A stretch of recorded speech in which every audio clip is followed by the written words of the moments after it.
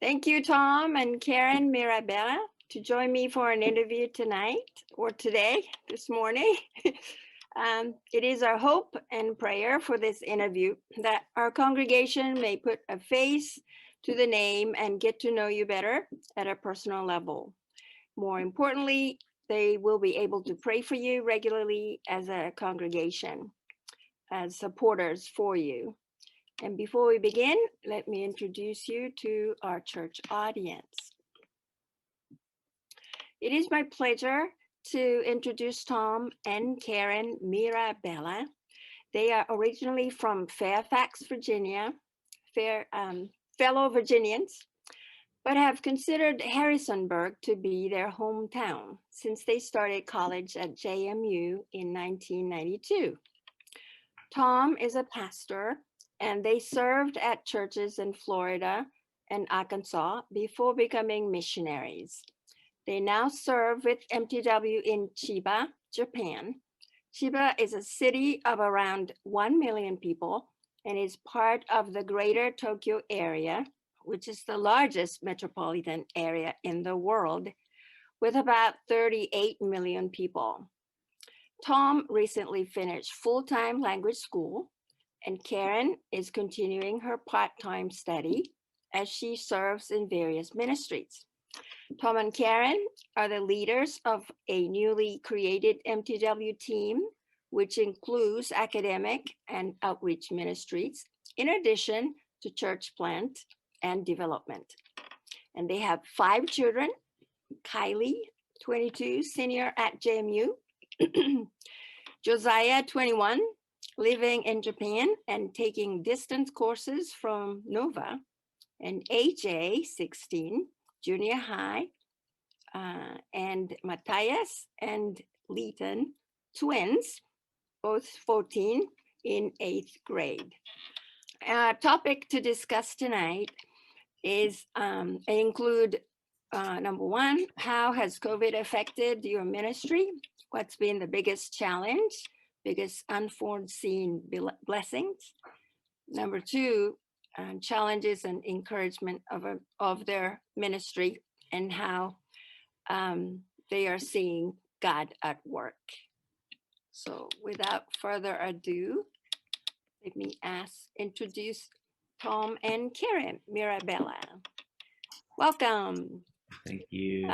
Good morning to you. Great to be here with you guys, and hello to. How are you doing this morning? Coming in. We're doing well. Doing well. Praise God for that. Okay, so the first question is, how has COVID pandemic affected your ministry? And share with us about the biggest challenge that you experienced and biggest unforeseen blessing. You want to start? Sure. So, yeah, I feel like COVID, just as with all over the world, has affected a lot of things. Yeah, I think one of the harder parts for us, and again, like I said, all over the world, is the balance between being careful and being safe, and also not living out of fear. And I think that's just what everyone's dealing with. Everyone has an opinion on how they feel about COVID or what precautions are safe enough. And I don't know, we feel pretty safe here as internationals, but I think the Japanese as a culture are like, if it's not 0 cases a day, then we need to be on guard and we need to be really careful. And so recognizing the cultural differences of kind of that zero tolerance policy affecting the coronavirus area. We do want to be careful, and we are being careful. We're wearing masks, we're washing our hands, we're keeping our distance.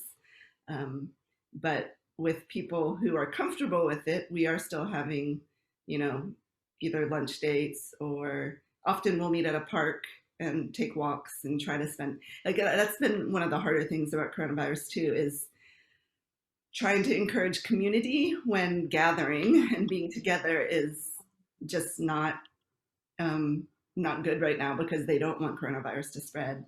I don't think we know anyone in Japan who's gotten coronavirus, like personally, or even through our. Maybe one or two, but yeah. But like I know tons of people, In in the America. U.S. that Yeah. have had it, and people who have lost loved ones, Yes. to it.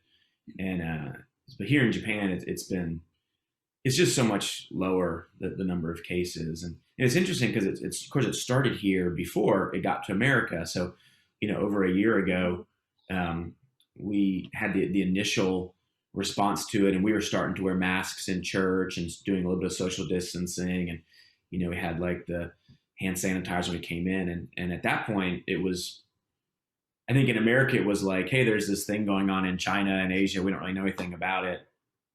And then it flipped where in Japan it really never got bad here, but then of course it got much worse in America. Um, so initially we started off social distancing, then we, like you guys, we switched to online only church with using mostly Zoom.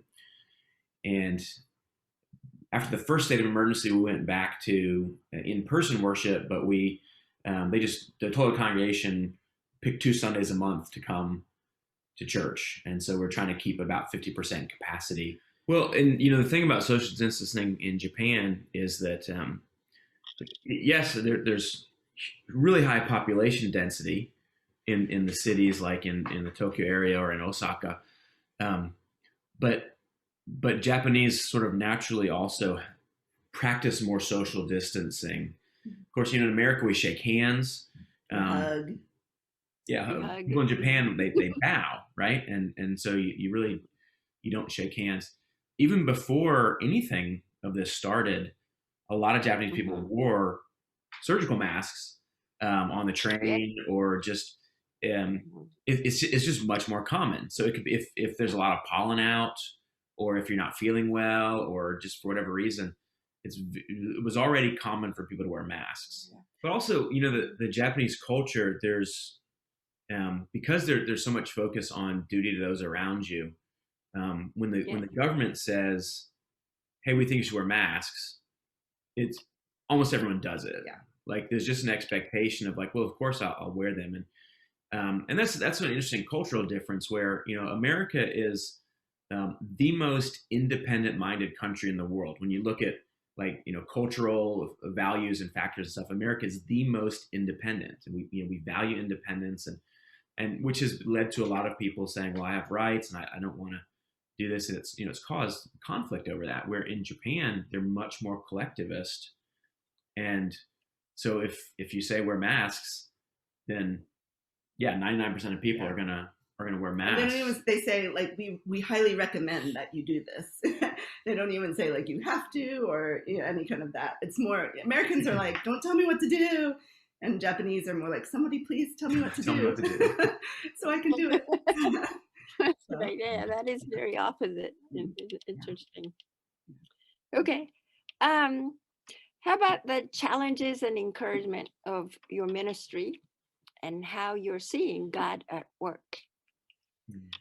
So again, like all over the world, I think with Zoom and technology, there's definitely been a lot of blessings to being able to connect in ways that 10, 20 years ago we wouldn't necessarily be able to do, with Skype and Zoom and different ways to be able to meet like this. It's definitely been a blessing. Our international school has gone to half and half in person and half by Zoom. They split the school, and there are about 45 kids in the school, and they split the school in half by elementary and then middle and high school. And so one week the elementary kids go in person and the middle and high schoolers Zoom for classes. And then the other week they switch. And that's been, able to keep the numbers down at the school just to be more careful there. And so we're grateful that we even are able to do some in-person things. I think it's been difficult for everyone, but there's been a blessing to it too. Yeah, and because we're a small school, we were able to flex right away. When things got bad, we just immediately went to Zoom 100%. And I know a lot of like public schools in America have had to suspend school, or they don't have the technology for everyone to be able to participate online and stuff. So that's been a huge problem there. So we've been very fortunate with that. And we've had like teachers who wanted to come to Japan who couldn't come because of the visas and borders being closed, who just started teaching by Zoom and just stayed up really late at night, teaching classes, and then just kind of flipped their schedule until they could get here. And it's funny. I mean, there are days when I'll spend 8 or 9 hours on Zoom, all the different meetings that I'm doing. So it's on the one hand, we feel we really are thankful for the technology that lets us do these things.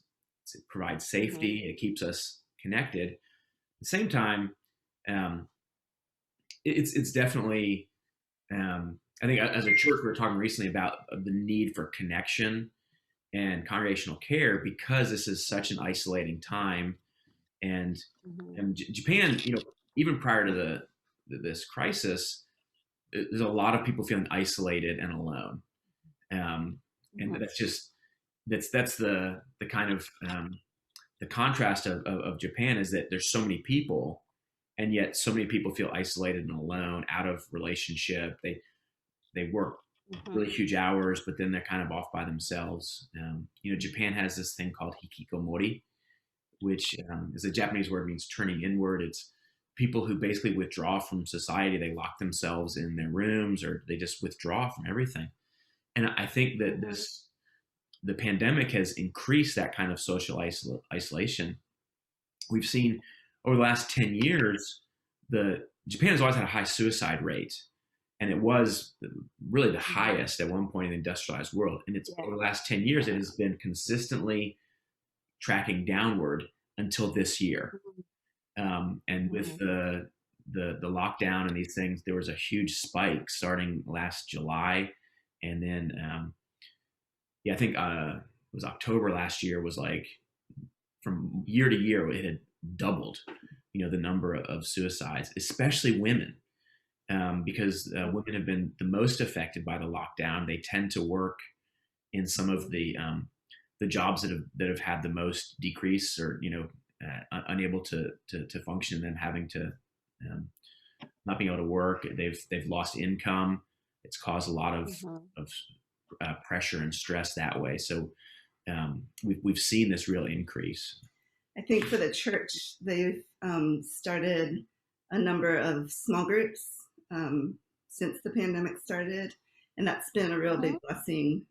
Some different, people in the church have started either prayer groups, ladies' prayer groups in English, or men's prayer groups in Japanese, kind of English and Japanese, since we're an international bilingual congregation, being able to try to reach out and provide opportunities for people in the congregation to stay connected and to share struggles and pray for each other. Like, that's the big thing, is like, when you're isolated is when you start to hear the lies and you start to, struggle more with that. And so I think being able to stay connected on a, weekly or bi-weekly basis has been really good for a lot of people. I think also, like, there have been people who have visited church online who never would have come, on their own, enter a building or something. And like, we see, we record the sermons, and we can actually see who's like downloaded them, and we're seeing people who haven't been part of our congregation who are connecting that way. So, and I think even a year ago or a year and a half ago, if you'd said like, hey, we want to start recording all our service on video and posting them online, our leadership would have said, that's way too much work. We can't do that. It's impossible. But, they say necessity is the mother of invention, right? So like, once it was like, we had to do it, it was embraced, and we forced through. And I think that's going to change, hopefully, mostly in good ways, so that as we go on, we're still going to use this technology to welcome people. I hope it doesn't. A fear I have is that we'll encourage people to be like, oh, well, it's raining today, I don't want to go to church. I'll just, I'll just Zoom in, like, because I do think it's so important that once, things have cooled down with coronavirus and we go back to something like normal, that it's so important to be together, to be in this shared space, having corporate worship, connecting, it's so important. I don't want people to suddenly think, oh, going to church is inconvenient. It's easier online. So that's the kind of mix. Like I want to use the technology, but I also long for the time when people are back together and having a picnic or a barbecue together or having fellowship events that I feel like are so important that are missing right now. Yeah, I totally agree with you.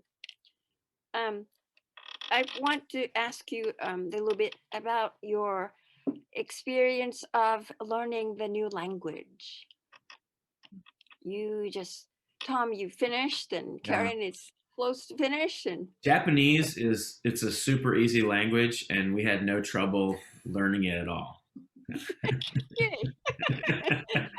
Yeah. Wish we could say that. Yeah. So there's statistics that say for an English speaker, the three most difficult languages to learn are Chinese, Arabic, and Japanese.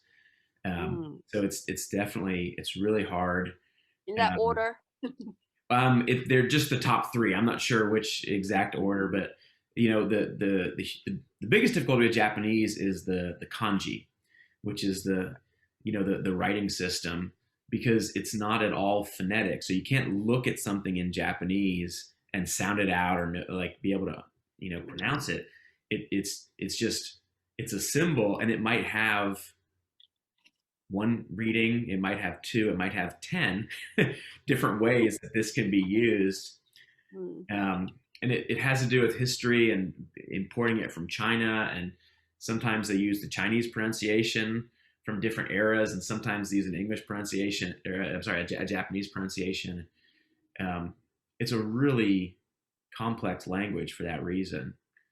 And then the other thing is the social levels. You want to explain that? Yeah. So we are kind of, when we learn Japanese in our setting, we're learning kind of a little bit the polite. We're at the polite level. So when you talk to your friend, you kind of use different endings. You use different kind of forms of Japanese. When you talk to, either, I don't know, like someone a little above you, use a different one. When you talk to like your boss or someone way above you, you even use like, there's different words for the same words. I don't know how to explain it. You can explain it. Yeah, and like it's a hierarchical language. Yeah, it's hierarchical, and there's this sense of like you use humble language for yourself and polite language for others, and so like even there's words like the word for wife. Like if someone said to me, "Is this your wife?" I would say, "Yes, is my wife," and I would use different words for wife. They would say, "Is this your oksan?" I would say, "This is my tsuma," because it's like the humble version of what you're saying. And so yeah, it's very confusing. And especially for us, and you learn some word and they're like, no, you don't use that word in this context. But why not? It means. Yeah, embarrassing situation that you're actually humbling others and elevating yourself or something. Yeah. And our kids have learned Japanese really well, but a lot of what they've learned is from watching anime or from talking to their friends, and it's almost a different language, like casual Japanese versus how we're expected to speak. It's like, like you can understand one completely and then like really not understand what's going on in this other, casual language. And then there's this whole other, you go to a restaurant or a store and people are speaking what's called keigo, which is the really polite. And you're like, they're using completely different words that you don't even use, but you have to, they're special words for how you talk to a customer and stuff. And so, yeah, it's really challenging. It is. It's been interesting. I've been studying a little bit on like the different styles and cultural contexts. And for example, in a communication area, there's low context communication and high context communication. And the US is actually one of the lowest context communication cultures in the world. And Japan is the highest context communication in the world. So what does that mean? What Context. that means is, for example, Americans, they grow up as children understanding, being taught, you say what you mean and you mean what you say. Be very clear with your words, and make sure you communicate very clearly. For Japanese, they grow up learning, little kids grow up learning, like, okay, they said this with their words, but their attitude and the way that their posture and the way they look is saying something else. And so being able to, Japanese call it reading the air, being able to understand, like, if someone says something with their words and yet their body language, or just the way, the sense that you're getting from them, it's like, okay, it sounded like they said yes, but it doesn't look like they said yes.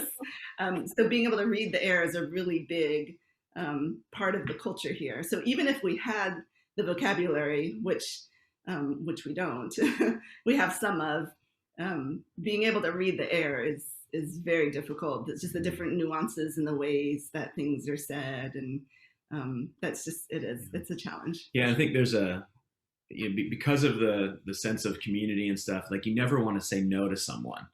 So if you were to make a request and the person can't do it, instead of saying no or I can't do that, they would say, well, that's probably difficult, but we can think about it. What they mean is no. And a Japanese person understands they just said no, but we're thinking, oh, okay, they're going to think about it, or we might, right. Or we're like, oh, if it's difficult, what can we do to help you make it not difficult? Like. So definitely challenge. Yeah, I do appreciate, though, that people like yourselves trying to learn this the three most difficult languages in the world, one of them, and trying to finish in 2 years, right? And then and we're not young either, I think we're in our mid-40s. It'd be a lot different in our mid-20s, I think, trying to learn a language. Or, of course, our kids, they soak it in like sponges, and I'm very jealous of how quickly they can pick up languages. Yeah. But I do appreciate the missionaries unplugging, uprooting yourself and just fully trying to acclimate yourself in there. It's really hard because as missionaries, and for me as a pastor, communication is primarily what we do, right? And then we're trying to go share the gospel, trying to minister, and to suddenly to go in a new culture and just be like completely lose the ability to do the main thing that you do. It's very difficult. It's very humbling. And in some ways it's a constant reminder of failure. So it's like to drive around and see road signs and be like, I don't know what that says. It's flashing red. I know it says something important, but I don't know what it says. Right.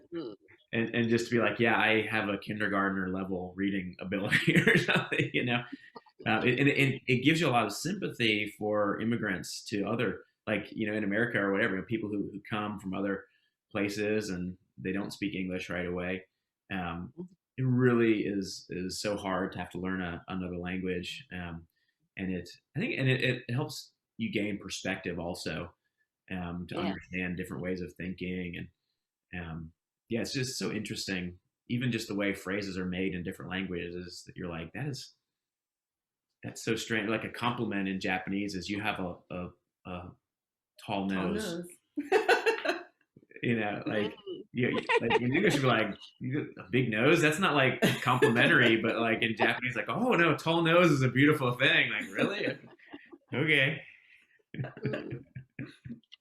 All right, it's been fun talking with you, and I hope the congregation developed fuller knowledge about who you are and where you are and what you're dealing with for us, and how we can pray for you.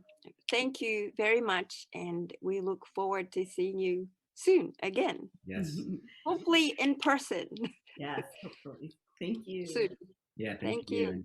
we yeah, we really appreciate you guys and your support for us, and not just for us, but for other missionaries in Japan as well. And we appreciate the relationship. And our plan is to go back to the U.S. on HMA in the summer of 2022. So we definitely want to have a chance to come visit you guys down in Blacksburg at some point. We'll be Please back do for so. a year, so we definitely want to do that. Yeah, please do so.